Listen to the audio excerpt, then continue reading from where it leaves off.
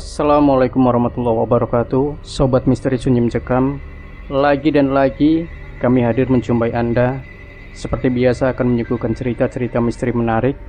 Dan kesempatan kali ini kami masih akan melanjutkan sebuah kisah misteri yang berjudul Petualangan Si Tarjo Part 3. Hutan gelap merupakan hamparan hutan yang tak mendapat penerangan sama sekali. Hanya mempunyai jarak pandang tak lebih dari 1 meter, itu pun di area yang agak lapang. Kehidupan di sana juga mempunyai mata, tetapi tak berfungsi sebagaimana mestinya. Mereka semua mengandalkan naluri penciuman dan perabaan. Hanya sebagian bangsa raksasa saja yang matanya bisa bersinar sebagai bentuk untuk memandang. Bangsa naga matanya juga menyala-nyala jika berada di hutan gelap, serta sebangsa manusia kerdil tak berkaki, hanya memiliki 2 tangan, dan jika berjalan akan menggelindingkan tubuh. Matanya pun bisa menyala, mempunyai gigi-gigi yang sangat tajam. Selebihnya hanya gelap semata sejauh mata memandang. Mempunyai 1 jalan yang sangat panjang untuk menuju istana negeri atas angin. Dalam perjalanan di gelapnya hutan, kuda-kuda penarik kereta kencana memancarkan cahaya pada tanduk-tanduk mereka hingga bisa menerangi jalan yang dituju. Memasuki hutan gelap pada sisi dalam, Arimbu melepaskan ribuan anak panah yang menyala-nyala ke udara sebagai tanda bahwa kereta kencana kerajaan negeri atas angin hutan Kalak melintas di hutan gelap. Itu sebagai bentuk peringatan agar siapapun tidak boleh menghalangi atau mengganggu perjalanan kereta kencana dalam melintasi hutan gelap jika tidak berurusan dengan 2 senopati sakti Arimbi-Arimbu. Tetapi itu tak berpengaruh. Jika mereka mencium tubuh manusia, mereka bisa seberingas serigala-serigala lapar ketika mencium makanan. Dan itu hanya dimiliki oleh sekelompok raksasa yang memang ingin atau suka manusia sebagai piaraan maupun mainannya. Dalam kencangnya laju derap langkah kaki kuda di hutan gelap, turah lagi dan lagi kentut hingga baunya tercium oleh para raksasa, dan mereka pun yang mencium langsung mengejar laju dari kereta kencana tersebut. Para raksasa pun ingin mengetahui siapa gerangan yang berada dalam kereta. Mata mereka pun menyala-nyala ke arah sumber bau-bau manusia itu. Tarjo yang melihat gelagat bakalan ada pertempuran lagi, langsung keluar dan menaiki atas kereta dan mengunci turah di dalam kereta agar tetap aman. Melihat ada manusia keluar dalam kereta, para raksasa semakin beringas ingin menangkapnya. Kini Tarjo sudah berada di antara Arimbi-Arimbu yang duduk di kursi kusir, sedangkan Tarjo menghadap ke belakang mengamati para raksasa yang mengejar kereta dan semakin mendekat. "Senopati, tetaplah melaju ke depan, biar aku hadapi para raksasa pengejar ini," kata Tarjo. "Iya Raden Mas," kata Arimbi.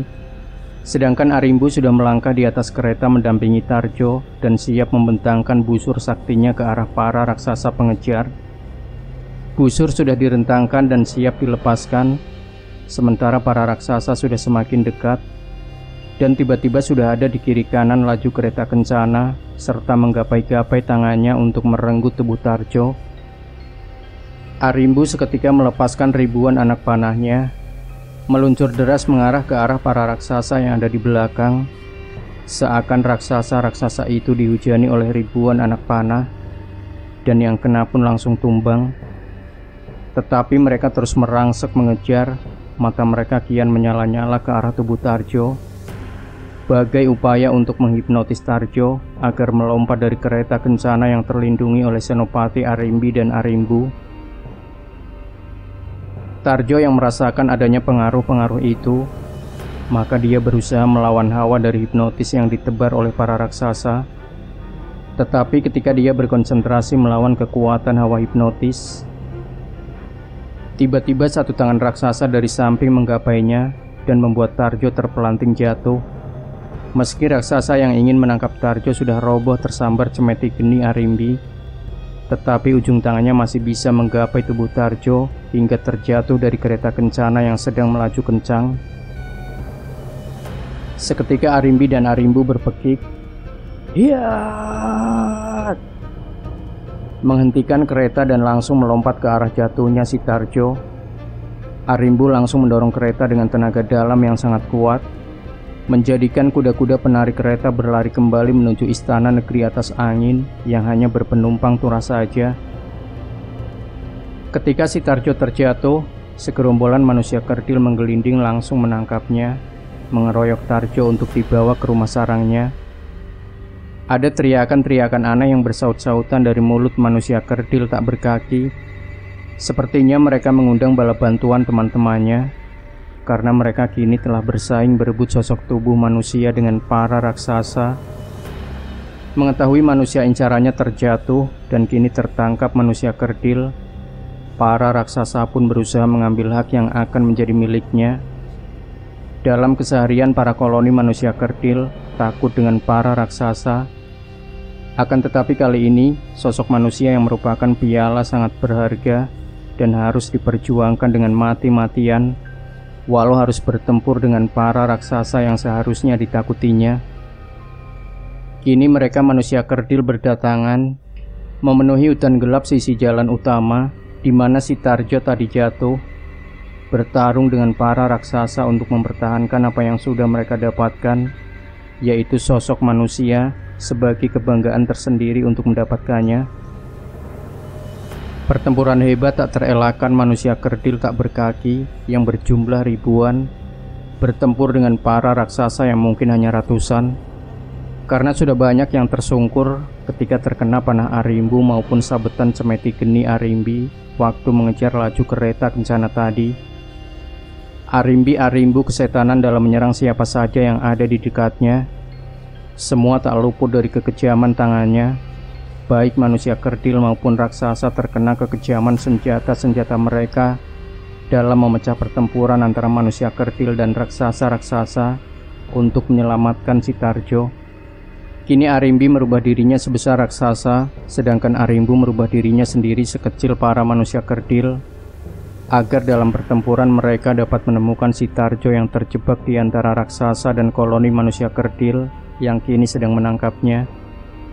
Arimbi yang sudah berubah menjadi senopati raksasa menebaskan kesana kemari pedang birunya, mencari sasaran para raksasa, dan para raksasa pun melawan dengan sengitnya. Pertempuran segitiga yang sangat seru di dalam hutan gelap, sedangkan para korban tak berdaya langsung jadi santapan pohon-pohon hidup yang akarnya terus bergerak mencari mangsa, melilit para korban tak berdaya, lalu menghisapnya sampai kering dan menjadi debu-debu hutan gelap. Sedangkan Arimbu yang menjadi kecil terus-menerus melepaskan anak panahnya untuk membongkar pertahanan manusia kerdil yang begitu rapat dan kokoh dalam menyekap si Tarjo, sambil terus-menerus memanggil-manggil nama Tarjo. "Raden Mas, Raden Mas, Raden Mas, bangun Raden Mas, bangun!" sambil terus menyerang membabi buta.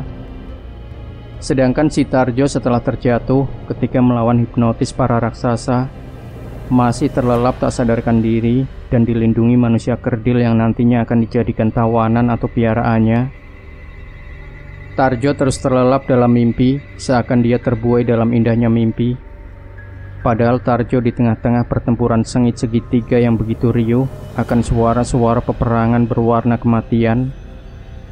Sampai pada akhirnya, koloni manusia kerdil dapat membawa si Tarjo yang terus terlelap di salah satu tempat persembunyian dari koloni tersebut dan menghilang sedikit demi sedikit dari sengitnya pertempuran. Sedangkan Arimbu kehilangan jejak dari mereka karena keasikan membantai. Tanpa disadari Tarjo sudah dibawa pergi jauh dari area pertempuran, dan Arimbi terus-menerus bertarung dengan para raksasa, juga tak sadar akan terkecoh oleh ulah koloni manusia kerdil. Nasib Tarjo kini berada di tangan para manusia kerdil yang menyekapnya dan masih belum sadar diri dari pengaruh hipnotis kuat sang raksasa. Arimbi-Arimbu, dua senopati negeri atas angin hutan Kalak pun menangis karena tak menemukan si Tarjo dalam gelapnya hutan gelap, dan diyakini bahwa keselamatan Tarjo lebih berharga daripada nyawanya sendiri. Hanya kesunyian yang menelan suara-suara isak tangis mereka. Harus berkata apa di hadapan sang putri junjungannya jika tak membawa kembali si Tarjo yang sudah dipesankan kepada mereka berdua atas semua keselamatan diri Tarjo dan Situra. Mungkin sekarang Situra sudah sampai di istana negeri atas angin hutan Kalak. Lantas apa kata-kata Tuan Putri jika si Tarjo tak berada dalam kereta dan juga kini nyawanya terancam karena tertawan oleh suku manusia kerdil tak berkaki itu? Gelayut sedih dan isak tangis terus bersemayam di hati dua senopati negeri atas angin hutan Kalak. "Kita harus menemukan Raden, Mas," Arimbi berkata dan mulai menghentikan isak tangis kehilangannya. "Ya, kita harus menemukan Raden, Mas," Arimbu menjawab. "Gunakan ajian mata terang," kata Arimbu. Maka mereka pun berdua menggosok-gosok kedua tangannya, kemudian mengusapkan ke telapak tangannya pada kedua mata mereka. Seketika mata Arimbi-Arimbu menyala terang dan langsung memandang sekeliling hutan gelap untuk menentukan arah yang akan dituju dalam mencari diri sosok Tarjo. Mereka berdua akhirnya melangkah memasuki sisi dalam hutan, mengikuti jejak-jejak manusia kerdil dengan sorot mata yang begitu terang menyinari jalan mereka. Pedang biru Arimbi mengeluarkan cahaya tak kalah terangnya dan sesekali membabat ke kiri dan ke kanan ketika akar-akar dari pohon hidup ingin menangkapnya. Jejak ini semakin ke dalam dan hutan hidup ini akan semakin menyulitkan kita, karena semakin ke dalam akan semakin lebat akar-akar yang akan menangkap tubuh kita, kata Arimbi. "Akan kubakar dulu dengan panahku biar mereka tak mengganggu kita," jawab Arimbu dengan mulai merentangkan busur panahnya. Dan seketika satu anak panah meluncur deras menyemburkan api hingga membakar hutan yang akan dilalui kedua senopati negeri atas angin hutan Kalak. Agar akar-akar yang ingin menyerang dibuat jera dulu dan tidak menyerang kedua senopati dalam melintasi hutan gelap tersebut. Dalam kobaran api hutan gelap ada kelebatan bayangan-bayangan manusia kerdil yang berlompatan dari dalam kedahan menghindari kobaran api yang dibuat oleh Arimbu, dan itu mengarah ke barat sisi dalam hutan gelap, hingga Arimbi dengan sangat cepat berkelebat terbang menyusul dari manusia-manusia kerdil yang akan pergi menjauh. Arimbu pun terbang mengikuti dari belakang mengejar Arimbi yang lebih dahulu melesat. Di tengah perjalanan, mereka kehilangan jejak lagi, hingga mereka berdua menaiki pohon tertinggi dan mengamati sekeliling dengan mata yang terus menyala-nyala mencari arah. Tetapi kegelapan yang mereka temui hanya hamparan kegelapan yang ada. Rasa lelah dan putus asa mulai menghampiri jiwa mereka. Di bayangannya jika mereka berdua kembali dengan tidak membawa si Tarjo, pastilah kepala mereka menjadi taruhannya dipenggal atas kecerobohan dan kelalaian dalam menjaga si Tarjo yang memang sudah dipercayakan penuh kepada mereka berdua. Sementara itu di depan pintu gerbang istana, sang kuda meringkik-ringkik keras sambil menghentak-hentakan kaki juga dengan kerasnya, hingga membuat penjaga gerbang kerajaan melongo melihat kejadian itu, dikarenakan dua senopati yaitu Arimbi dan Arimbu tak ada di kursi kusir kereta kencana. Ringkikan kuda hingga terdengar sampai ke dalam istana, membuat seluruh penghuni istana keluar menuju pintu gerbang istana, tak terkecuali sang putri Kemuning. Setelah semua keluar, sang kuda pun berhenti membuat gaduh. Begitu melihat sang putri, kuda-kuda penarik kereta kencana langsung menunduk memberi hormat kepada sang putri. Dan ketika sang putri bertanya kepada sang kuda dengan raut wajah cemas, "Di mana kedua senopati Arimbi-Arimbu yang mengendalikanmu?" Sang kuda menjawab, "Hamba disuruh pergi ke istana dulu, sementara Tuan Putri Senopati berdua bertarung di hutan gelap mencari Raden Mas yang terjatuh karena pengaruh para raksasa." Dengan wajah memerah padam, tangan sang putri yang menghitam mengeluarkan asap keputih-putihan, tanda marah yang amat sangat. Jika tangan itu sampai menyentuh sang kuda, maka seketika kuda-kuda itu akan tumbang dan mati mengenaskan. Tetapi niatan itu diurungkan dan menyimpan tangan amarahnya ke dalam bajunya kembali. Kemudian sang putri bersiul dengan lengkingan tinggi, memanggil naga tunggangannya bernama si Gora-Gora. Tak berselang lama naga Gora-Gora muncul dari balik awan, langsung berada di depan sang putri dengan merebahkan diri siap menjadi tunggangan sang tuan putri Kemuning Sari Madu. Sebelum menunggangi sang naga, sang putri berkata, "Urus Turah yang pingsan itu dengan baik. Jangan menakut-nakuti dia dan tidurkan di belakang kamarku. Nanti setelah siuman, beri minum air telaga atas angin." "Baik, Tuan Putri," jawab abdi dalam kerajaan bernama Tundot Colok, yang juga merupakan salah satu guru kerajaan negeri atas angin hutan Kalak. Dalam kereta, si Turah telah kaku dengan pingsan ketika Tundot Colok mengangkat tubuh si Turah. Mata Turah ditutup dengan telapak tangannya dan memberinya sesuatu kekuatan yang kelak tak akan merasa takut atau gentar jika melihat hal-hal aneh maupun gaib yang mengerikan sekalipun. Akhirnya sang putri Kemuning dan beberapa senopati pilih tanding lainnya menunggangi naga mereka masing-masing dan pergi ke hutan gelap untuk mencari Tarjo, juga membantu arimbi-arimbu yang masih berada di dalam gelapnya hutan gelap. Mereka pun terbang beriring-iringan. Sang putri Kemuning Sari Madu berada di tengah-tengah kawanan naga yang sedang terbang membelah awan menuju hutan gelap. Tak seberapa lama kawanan naga dari negeri atas angin hutan Kalak yang dipimpin langsung oleh Tuan Putri telah sampai di atas langit hutan gelap yang selalu tertutup awan hitam. Mereka berputar-putar sambil memberi tanda dengan koar-koar sang naga yang bersahutan membelah angkasa raya. Mendengar teriakan sang naga Gora-Gora, arimbi dan arimbu melesat terbang ke atas untuk menemui junjungannya, Tuan Putri Kemuning Sari Madu. Naga-naga itu berhenti berputar-putar setelah munculnya dua sosok bayangan putih di depan mereka. Sambil tertunduk dan berlinang air mata, arimbi-arimbu mengaturkan sembah kepada junjungannya. Sang Tuan Putri lalu berkata, "Maafkan hamba Tuan Putri yang telah lalai dalam menjalankan tugas. Hamba berdua siap menerima hukuman dari sang putri, walau itu kepala hamba karena kelalaian itu." Sang putri hanya diam, tetapi sorot matanya mengandung hawa amarah yang terpendam. Kemudian Pangeran Jalakdara, saudara termuda dari Putri Kemuning Sari Madu, berkata, "Tunjukkan di mana Raden Mas terjatuh." Sambil tetap menunduk, arimbu menjawab, "Mari Pangeran, ikut hamba." Setelah itu kedua senopati arimbi-arimbu melesat turun ke dalam hutan gelap dan diikuti ke-11 naga-naga garang negeri atas angin hutan Kalak. Mereka pun mendarat tepat di mana si Tarjo terjatuh dan lenyap. Putri Kemuning terdiam beberapa saat, kemudian mengangkat tangan kanan tinggi-tinggi. Lalu ada kilatan cahaya seperti petir yang menyambar tangannya. Dan kini di tangannya sudah tergenggam sebuah tongkat berukir indah, terbuat dari kayu. Di atasnya bagian kepala tongkat, terdapat sebuah batu berwarna merah delima sebesar genggaman tangan, yang sangat berkilau alam gelapnya hutan gelap. Kemudian sang putri menurunkan tongkat, memandang sekeliling. "Arimbu, rentangkan busur panahmu, lepaskan 1000 panah ke arah langit." Arimbu langsung merentangkan dan melepaskan anak panahnya ke arah langit. Dan setelah ribuan anak panah dilepas, sang putri menunjukkan tongkat kayunya ke arah panah-panah yang dilepas Arimbu.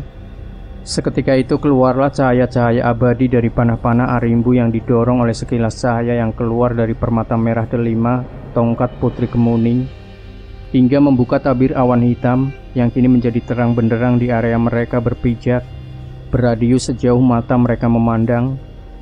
Hutan gelap kini jadi terang di sebagian area, hingga nampak para raksasa berlarian menghindari cahaya yang ditimbulkan oleh perpaduan antara panah arimbu dengan tongkat pucang Kalak berkepala merah delima itu. Manusia kerdil pun berlarian dengan menggelinding masuk ke dalam sarang-sarang persembunyiannya. Pohon-pohon hidup pun menciut nyalinya. Sulur-sulur akar yang biasa bergerak-gerak mencari mangsa seketika menyembunyikan diri di kokohnya batang-batang hitam tak berdaun itu.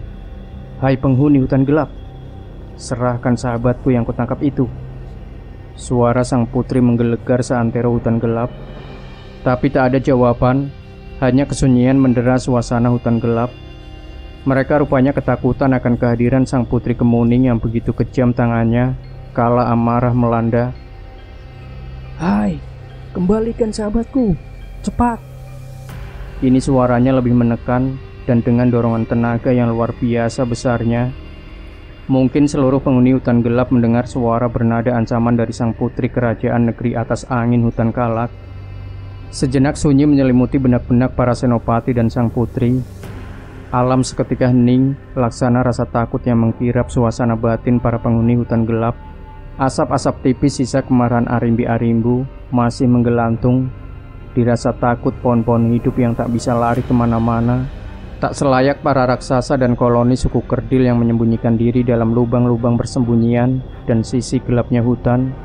Benderang itu telah menyurutkan nyali para sang pemberani di kegelapan, menjadikan mereka kutu-kutu yang mungkin takut akan mati. Adikku Jalak Darah, kau ke sisi kiri bersama Arimbi dan Arimbu. Aku akan ke sisi kanan bersama para paman senopati ini.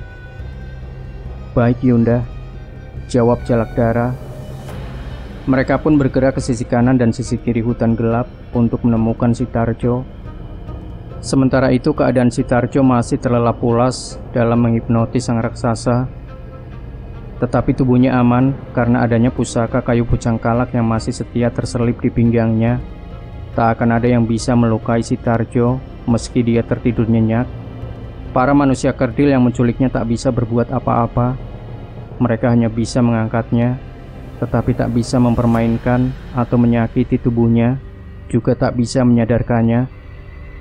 Setelah menyembunyikan Tarjo dari para kerumunan raksasa, manusia kerdil berupaya membangunkan Tarjo dari tidurnya, tetapi mereka tak bisa, dan dikira Tarjo sudah mati. Maka mereka meninggalkannya dalam sarang persembunyian seorang diri. Apalagi ketika melihat Arimbi-Arimbu marah membakar hutan gelap, mereka pun lari pontang-panting menyelamatkan diri dan meninggalkan Tarjo seorang diri di tempat tersembunyi.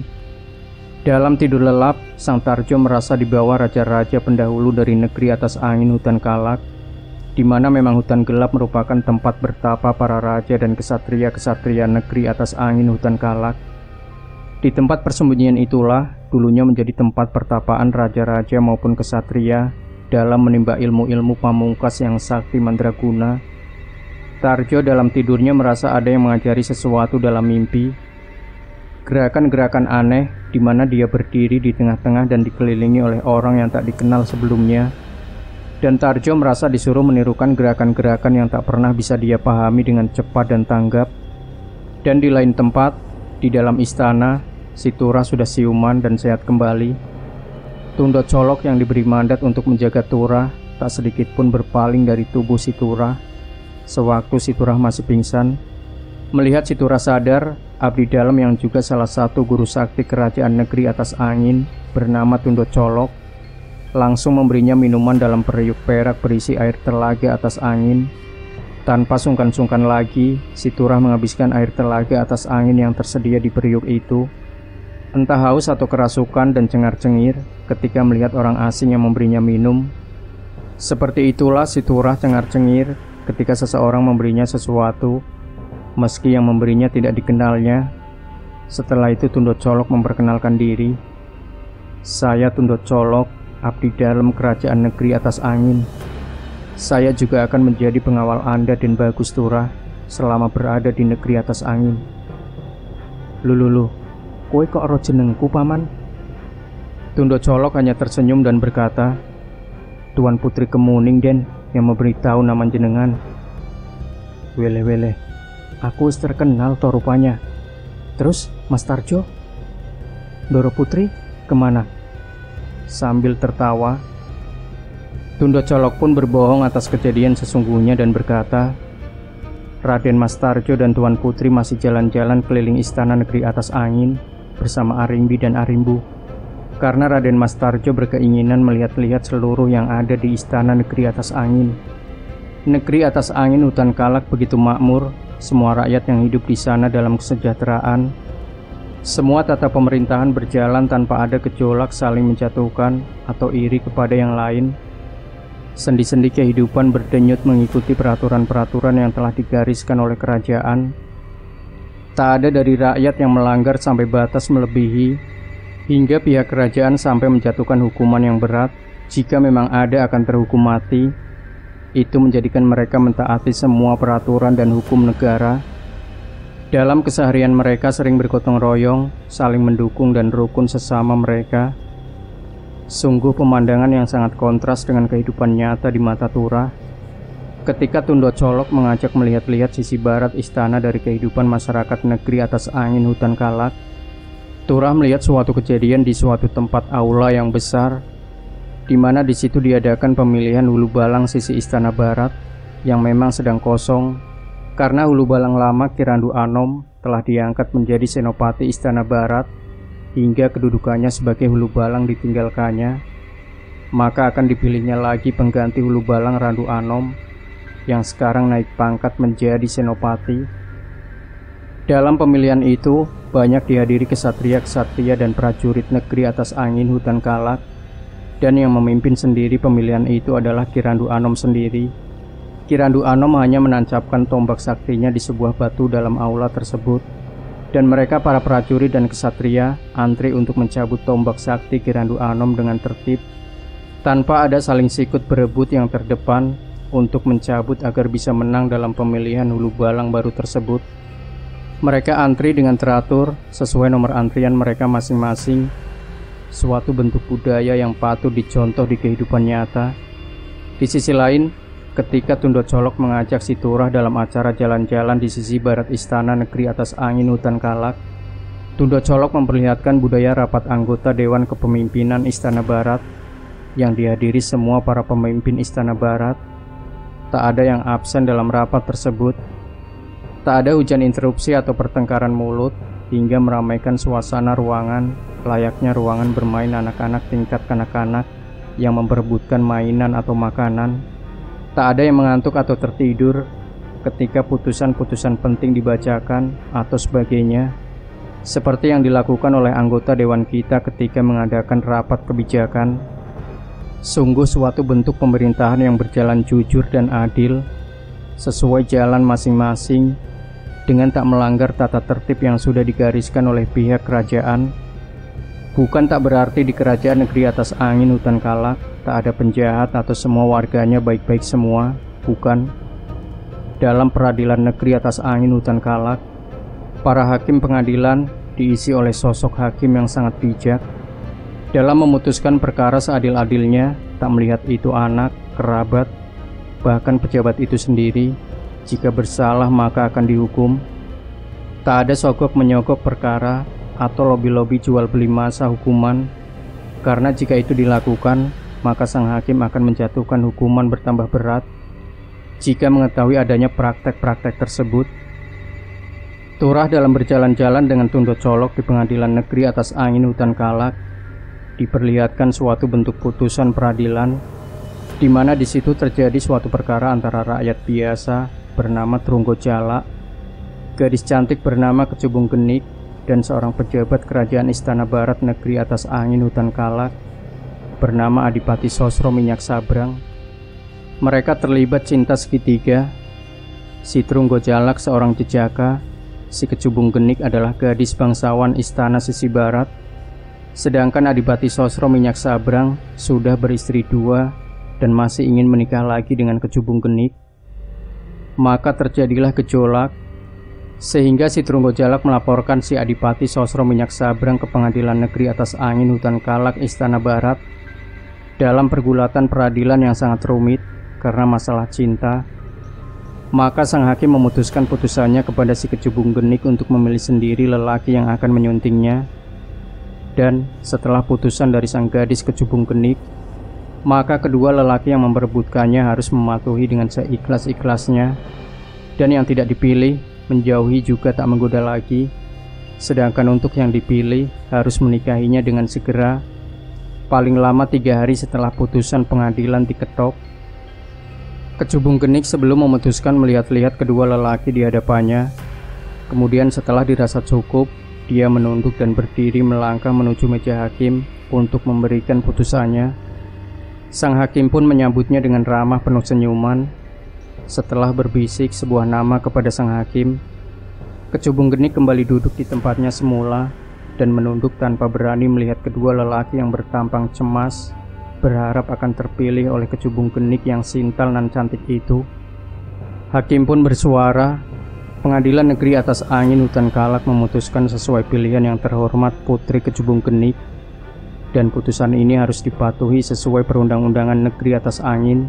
Memutuskan bahwa yang dipilih oleh Tuan Putri Kecubung Kenik adalah, sang hakim menghela nafas sebentar, adalah saudara Trunggo Jalak. Dengan ini, putusan diberitahukan kepada semua warga negeri Atas Angin agar mematuhinya sebagai janji agar tidak melanggar putusan ini. Dan untuk yang tidak terpilih atas putusan Tuan Putri Kecubung Kenik agar mematuhinya, bila melanggar akan dihukum sesuai Perundang-undangan Negeri Atas Angin Hutan Kalak, tak peduli itu bangsawan, pangeran, pejabat kerajaan maupun rakyat biasa. Jika bersalah atau melanggar Perundang-undangan Hukum Negeri Atas Angin akan dihukum. Demikian putusan ini dibacakan.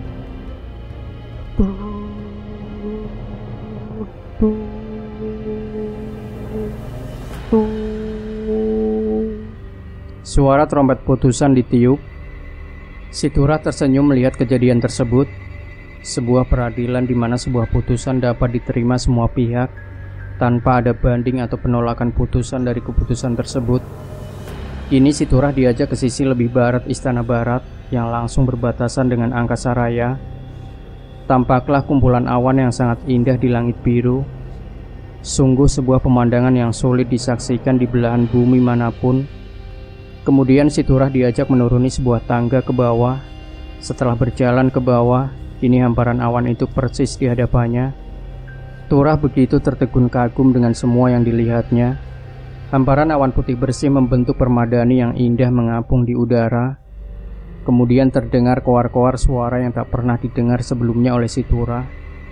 Suara aneh yang terdengar begitu jelas di telinga.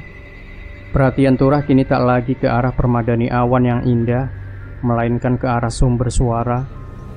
Cundo Colok mengetahui rasa penasaran si Turah, kemudian mengajak ke sisi dalam dari tebing-tebing negeri Atas Angin Hutan Kalak.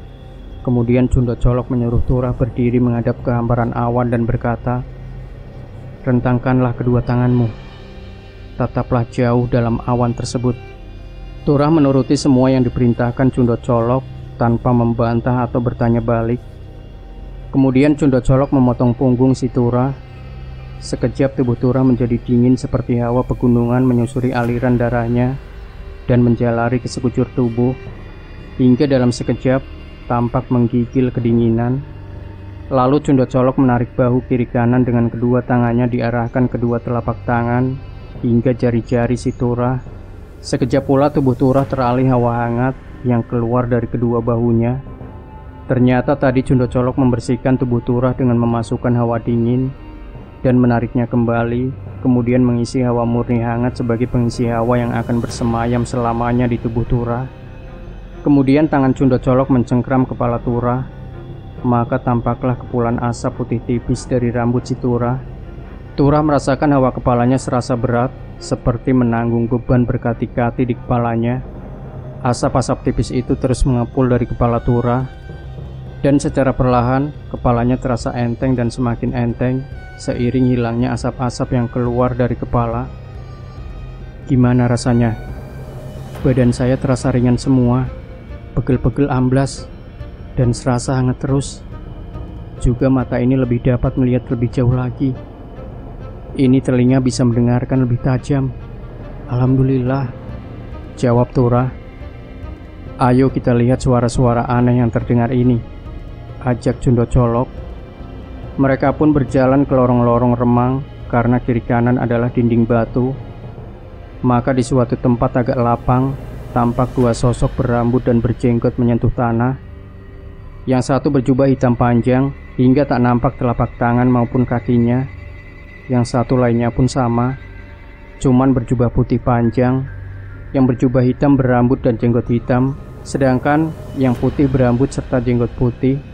Mereka adalah Jalak Hitam dan Jalak Putih, penjaga sekaligus perawat para naga tunggang Tuan Putri dan para pangeran. Ini Kiai Jalak Hitam dan Kiai Jalak Putih.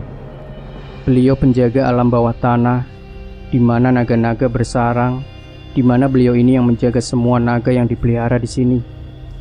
Dan beliau berdua ini adalah juga pemberi makan naga-naga tersebut.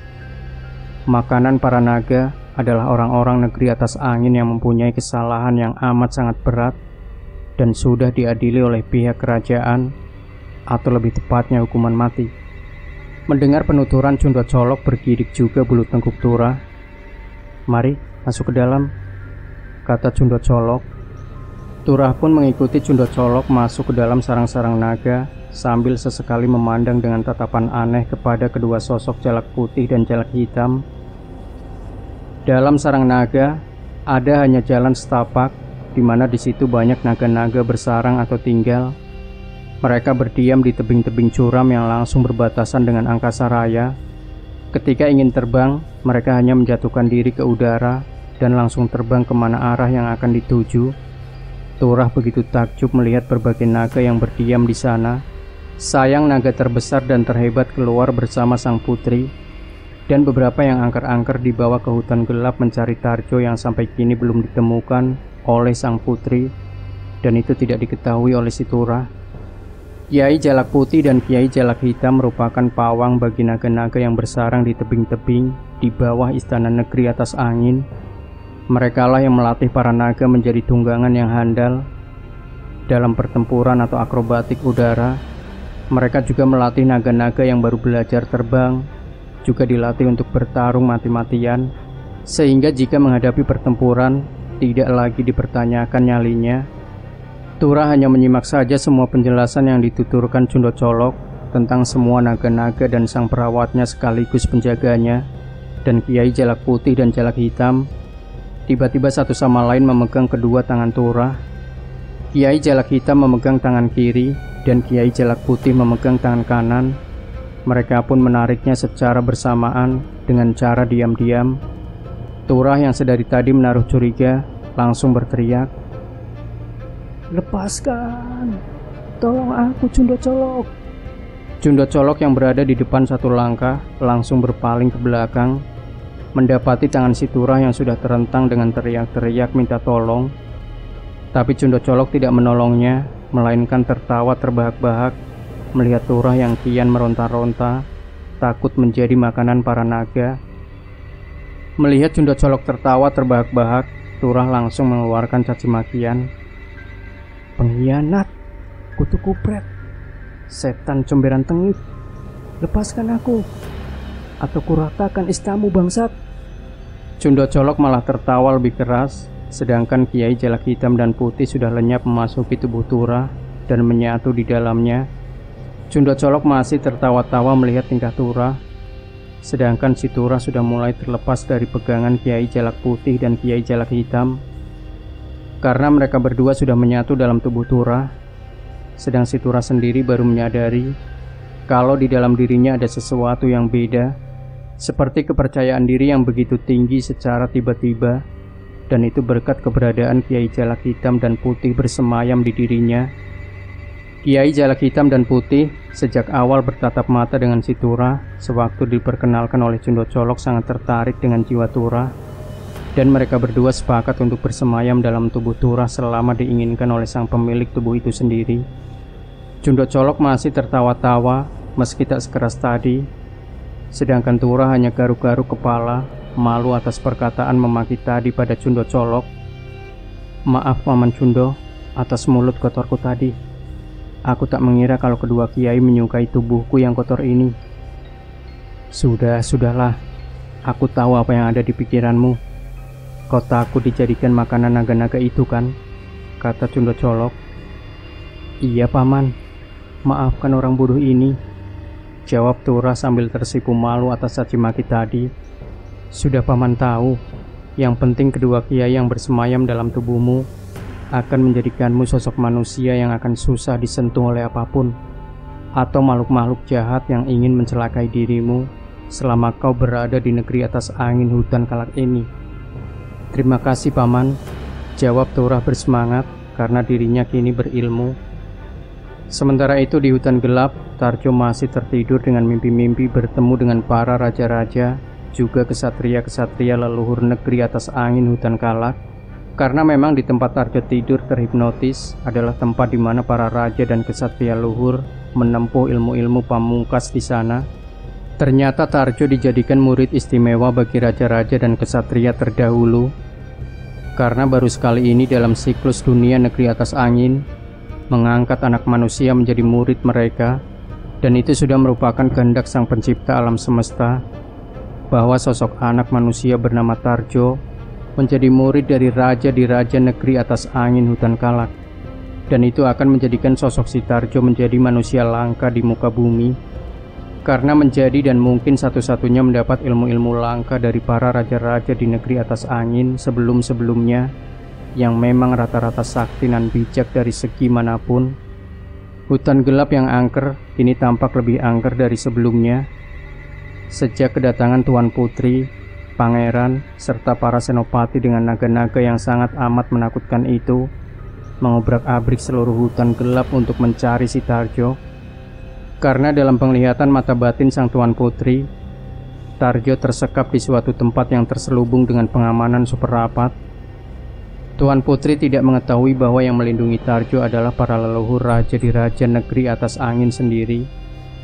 Sedangkan mata batin Tuan Putri sudah tertutup hawa amarah, dan itu akibat pengaruh kutukan tangan hitamnya yang membuat jiwanya tidak stabil dan selembut dulu. Semenjak mendapatkan kutukan tangan hitam, amarahnya semakin tinggi, sering menjatuhkan tangan jahat ketika amarah menaungi dirinya. Naga-naga yang berputar-putar di udara membakar daerah-daerah yang dicurigai sebagai tempat persembunyian raksasa maupun manusia kerdil tak berkaki. Sedangkan Arimbi-Arimbu menangkapi semua raksasa dan orang kerdil dengan dibantu oleh senopati lainnya untuk diinterogasi di mana si Tarjo disembunyikan. Kini penghuni hutan gelap sangat mencekam, dicekam merasa ketakutan oleh tangan jahat sang putri. Naga-naga kian beringas memutahkan bola-bola api untuk membakar hutan gelap. Sedangkan yang dicari yaitu si Tarjo tertidur pulas dengan mimpi-mimpi bersama raja di raja yang mengajarinya ilmu-ilmu langka hutan Kalak. Tak terasa Tarjo sudah menyerap ilmu-ilmu yang ia pelajari dengan cara bermimpi bertemu dengan para raja negeri atas angin hutan Kalak yang sakti-sakti dan mau menurunkan ilmunya kepada dirinya. Dengan begitu, kini Tarjo semakin dikdaya ke depannya. Ya, peristiwa yang sangat langka jika para raja gaib negeri atas angin hutan Kalak menurunkan ilmu-ilmu pamungkas ke sosok anak manusia bernama Tarjo. Ini adalah takdir di mana Tarjo keluar dari kereta kencana, terhipnotis, kemudian terjatuh di bawah lari manusia kerdil, disembunyikan di tempat di mana dulu para raja negeri di atas angin hutan Kalak bersemedi atau mengheningkan cipta, dan menempa diri untuk memperoleh ketingkatan pamungkas dari ilmu-ilmu yang mereka pelajari, lalu ditinggalkan yang kemudian menjadi berkah atas diri Tarjo sendiri, berjumpa dengan para raja di raja negeri atas angin dan menjadikan mereka sebagai guru-gurunya sendiri. Sementara itu di luar sana dan masih di hutan gelap negeri atas angin, sang putri dan para senopatinya masih membabi buta menangkapi sebanyak mungkin para raksasa dan manusia kerdil untuk ditanya di mana mereka menyembunyikan tubuh dari sosok Tarjo. Sedangkan para naga terus-menerus mengeluarkan bola-bola api dari mulut mereka untuk membakar hutan gelap, hingga hutan gelap kian benderang oleh kobaran api yang dimuntahkan oleh para naga. Tarjo kian mendekati tahap sempurna dalam mempelajari ilmu-ilmu dari para raja negeri atas angin, dan di mimpinya sang ibu berbisik, "Bangun nak, sudah cukup tidurmu. Lekas selesaikan urusanmu dan pulanglah ajak si Turah. Jangan sampai dia terlena di alam yang bukan tempatnya." Seketika si Tarjo langsung bangun setelah mendengar kata-kata ibunya memanggil, dan dia bingung dengan tempat di mana ia terbangun. Tarjo pandangi sekeliling yang gelap meremang. Kini diamatinya tampak kobaran api di mana-mana di sekitarnya. Tetapi tempat Tarjo tertidur tetap remang-remang. Itu dikarenakan memang tempat Tarjo tertidur adalah tempat yang dikelilingi oleh kabut melingkar, serupa dum dalam ruangan yang terlindung dari kobaran api atau cahaya-cahaya yang ditimbulkan oleh kobaran api, muntahan dari para naga atau sambaran pedang dari Arimbi dan juga senopati lainnya. Sang putri Kemuning Sarimadu mulai gelisah dan resah dalam pencairan si Tarjo, mulai dihinggapi rasa putus asa. Sudah banyak raksasa dan manusia kerdil ditangkapi, bahkan terbunuh oleh kekejaman senjata-senjata dari para senopati, tetapi hasilnya adalah nol. Ketika rasa putus asa sang putri menyelimuti hati, beliau termenung memegangi tongkat saktinya, kemudian menancapkan di depannya, duduk bersila dan memejamkan mata, meminta petunjuk kepada eyang-eyang raja di Raja Negeri Atas Angin Hutan Kalak, yang memang dulunya suka mendiami hutan kalak dalam suatu perenungan. Dalam perenungan, sang putri tak melihat apa-apa. Hatinya bertambah gelisah menyelimuti seluruh raga, karena yang dicari dalam perenungan tak tampak sama sekali, di mana biasanya ia selalu bisa melihat jauh semua kejadian yang ada di dalam hutan gelap. Hanya yang nampak adalah para eyang-eyang raja di Raja Negeri Atas Angin Hutan Kalak, yang duduk bersila semedi mengelilingi suatu benda yang tak dapat ditembus oleh mata batin sang putri. Benda apakah itu? Tiba-tiba salah satu eyang raja berkata kepada sang putri, "Pulanglah cucuku, orang yang kau cari baik-baik saja." Kemudian semua eyang raja di raja hilang dan tak nampak lagi dalam penglihatan sang putri. Itu membuat sang putri Kemuning Sarimadu semakin penasaran di kegelisahannya. Dia menangis berurai air mata karena tak menemukan yang dicari. Ia merasa gagal dalam pencariannya, meskipun mendapat petunjuk bahwa yang dicarinya baik-baik saja. Itu menurut pesan eyang raja di raja. Tetapi kenyataannya, dia tak melihat sendiri bahwasanya si Tarjo baik-baik saja. Dilema menyelimuti suasana hati sang putri antara terus mencari dan kembali ke istana negeri atas angin. Kemudian dikumpulkannya semua senopati dan pangeran dalam pencarian si Tarjo. Sambil masih berlinang air mata, sang putri berucap, "Lepaskan semua para raksasa dan orang-orang kerdil semuanya. Kita sudahi pencarian ini dan kembali ke istana." "Tapi tuanku putri, Kang Mas Tarjo belum kita temukan. Bagaimana hamba mempertanggungjawabkan semua ini?" kata Arimbi yang juga masih dalam keadaan menangis karena masih diliputi rasa bersalah yang tak bisa menjaga keselamatan tamu istimewa kerajaan negeri atas angin hutan Kalak. "Sudahlah," kata eyang raja di raja, "si Tarjo baik-baik saja. Tetapi aku sendiri tak bisa menembus keberadaannya. Seakan-akan dia di luar jangkauan penglihatanku," jawab sang putri. Mereka akhirnya pulang ke istana negeri atas angin dengan tangan hampa. Naga-naga yang membawa mereka terbang seakan-akan malas beranjak pulang. Matanya masih mencari-cari apa yang tuan-tuan mereka cari. Arimbi dan Arimbu masih tak bisa menyembunyikan rasa penyesalannya. Mereka tahu hukuman apa yang menantinya setelah tiba di istana negeri atas angin, hingga mereka berdua pasrah dengan hukuman yang akan diterima karena tak bisa menjaga tamu kehormatan negeri atas angin hutan Kalak. Sementara itu di hutan gelap, Tarjo sudah keluar dalam lingkaran yang melindunginya. Memandang sekeliling hutan gelap dipenuhi oleh api-api dan bara selayaknya ada pertempuran besar melanda area tersebut. Dia bingung harus memilih jalan yang mana untuk mencari keberadaan si Turah dan kedua senopati Arimbi dan Arimbu yang membawanya masuk ke negeri atas angin hutan Kalak.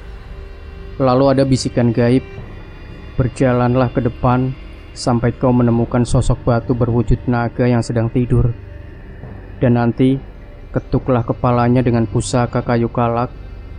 Maka naga itu akan terbangun dan dia akan membawamu ke istana negeri atas angin untuk menemui temanmu dan putri Kemuning Madusari." Tarjo mengangguk dan kemudian berjalan sesuai petunjuk gaib yang membisikinya sebagai petunjuk. Ketika Tarjo berjalan menyusuri keremangan hutan gelap, karena masihlah ada sisa-sisa api berkobar, meski sudah hampir mati sebagai penerangan dalam perjalanannya, para raksasa dan suku kerdil kini malah takut kepada Tarjo. Mereka bersembunyi atau ada yang melarikan diri ketika melihat Tarjo sedang berjalan mencari sosok batu yang menyerupai naga sedang tidur. Dalam perjalanan, Tarjo menjumpai sosok-sosok raksasa dan kaum kerdil yang lari bersembunyi. Ketika melihat Tarjo berjalan menyusuri jalan utama hutan gelap, mereka rupanya jera atas perbuatannya sendiri ketika memperebutkan sosok Tarjo yang berujung fatal dengan diobrak-abriknya hunian mereka oleh sekelompok para senopati negeri atas angin yang begitu ganasnya membunuh dan membakar habis hampir separuh dari luas hutan gelap, dan dipimpin langsung oleh sosok yang paling ditakuti, yaitu Putri Kemuning Madusari sendiri. Sosok Putri Kemuning Madusari adalah seorang putri kerajaan negeri atas angin Hutan Kalak yang sangat bijaksana, sekaligus panglima tertinggi kerajaan, juga sangat kejam dalam menjatuhkan tangan jahat kepada para musuh-musuhnya, dan juga sosok pengampun jika musuhnya meminta ampun, menyerah dengan tulus dan tak mendendam. Semenjak panglima tertinggi kerajaan negeri atas angin Hutan Kalak dipegangnya, tak banyak gejolak perlawanan yang dilakukan oleh bangsa-bangsa sekeliling negeri atas angin, karena memang sang putri berlaku tegas dan tanpa ampun kepada siapa saja yang akan mengadakan perlawanan ke negeri atas angin Hutan Kalak. Dalam perjalanan, Tarjo terus mencari sosok naga tidur yang berwujud batu. Perasaan sudah jauh aku berjalan, kok batu naga tidur belum kulihat ya? Apa aku salah jalan? Banyak dari raksasa dan manusia kerdil malah berlarian ketika melihatku berjalan sendirian. Kemarin-kemarin mereka begitu beringas ingin memakanku. Sekarang malah sebaliknya. Mereka seakan-akan takut pada diriku. Aneh. Tarjo bergumam sendiri sambil garuk-garuk kepala yang mungkin sudah dipenuhi ketombe. Tak seberapa lama Tarjo bergumam, di depan ada sebongkah batu besar melintang di tengah jalan, di mana akan menghalangi dari jalan Tarjo. Karena gelap, Tarjo mengeluarkan pusaka kayu kalaknya dan mengangkatnya tinggi-tinggi. Kemudian ujung dari pusaka Tarjo memancarkan cahaya terang hingga bisa menerangi jalan yang akan dilalui. Batu besar menghalangi jalanku. Coba ku periksa lebih dekat, gumam Tarjo. Apakah ini yang dimaksud bisikan gaib itu? Lantas, di mana letak kepalanya? Lalu Tarjo mengamati dengan teliti. Kalau memang itu sebuah batu naga tidur, maka dia harus mencari letak dari bagian kepalanya. Tiba-tiba terdengar lolongan bersautan yang bisa merindingkan bulu kuduk. Lolongan itu begitu menyayat urat rasa takut yang begitu dalam. Siapapun akan merinding bulu kuduknya ketika mendengar lolongan itu. Entah apa dan siapa penyebab lolongan menyayat urat rasa takut itu. Raksasakah, manusia kerdil, atau sosok makhluk penghuni hutan gelap lainnya? Mereka terus melolong. Suara lolongannya seperti serigala bercampur tangisan sosok perempuan merintih panjang. Begitu aneh suaranya. Tarjo pun berkali-kali mengusap tengkuknya agar tak merasa berdiri bulu kuduknya. Suara lolongan apa ini? Begitu menyayat dan sangat menakutkan sekali. Bikin rasa takutku menempel di pundak saja. Gumam Tarjo dengan masih meneliti batu yang menghalangi jalannya. Serupa sosok hewan batu ini. Pasti ini batu naga yang dimaksud. Tetapi di mana letak kepalanya? Aduh, lolongan itu membuatku kian ingin cepat-cepat keluar dari hutan ini. Tarjo terus meracau sendiri. Angin berembus kencang seperti pusaran di sekitar batu itu, dan terus diikuti suara-suara lolongan kian terus-menerus menghantui diri Tarjo. Ini ekornya. Iya, ini ekornya. Berarti kepalanya di depan sana. Tarjo bersemangat mencari kepala dari batu itu yang memang sudah merasa takut di tempat tersebut. Aku saja takut, apalagi dengan si Tora. Pasti dia sudah pingsan mendengar suara lolongan terus-menerus, tanpa tahu siapa yang lagi melolong itu. Setan, jin, atau siapakah mereka itu? Tarjo terus berkata-kata dengan dirinya sendiri, sambil terus mencari letak kepala dari batu tersebut. Ternyata kepalanya bersembunyi di bagian perut. Tanpa pikir dua kali, Tarjo langsung mengetukkan pusaka kayu kalak ke bagian kepala dari batu tersebut. Tuk! Seketika batu besar nan hitam itu retak-retak hingga menimbulkan suara benda-benda pecah dengan sendirinya, hingga membuat Tarjo mundur beberapa langkah. Suara-suara lolongan kian lebih kencang dan bersautan bertambah ramai.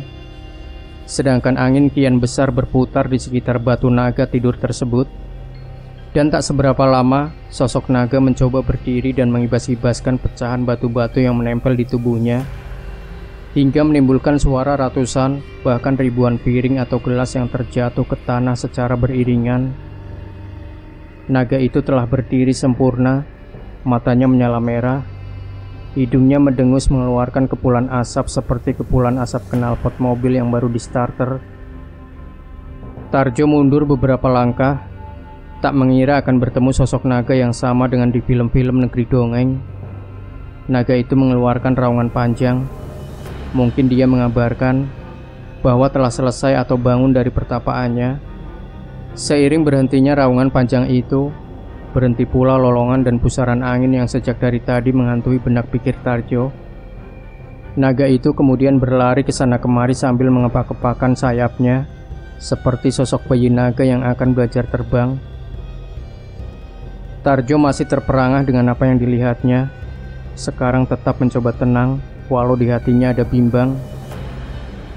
Bagaimana kalau saja naga ini tak mematuhinya dan akan melawan hingga akan memakan dirinya? Dan dalam kebimbangan hati Tarjo, akankah dia bertarung melawan naga yang baru saja dibangunkan dari kepalanya itu? Dan dalam kebimbangan hati Tarjo, akankah dia bertarung melawan naga yang baru saja dibangunkan dari tapanya itu? Ya, itu perasaan bimbang yang menyelimuti hati si Tarjo. Sobat Misteri Sunyi Mencekam, kisah ini masih ada 2 part lagi yang tidak boleh Anda lewatkan. Jadi pastikan ikuti terus sampai selesai. Dan jangan lupa berikan komentar Anda, like, share video ini, subscribe channel Sunyi Mencekam, dan nantikan kembali cerita-cerita misteri terbaru dari kami. Wassalamualaikum warahmatullahi wabarakatuh.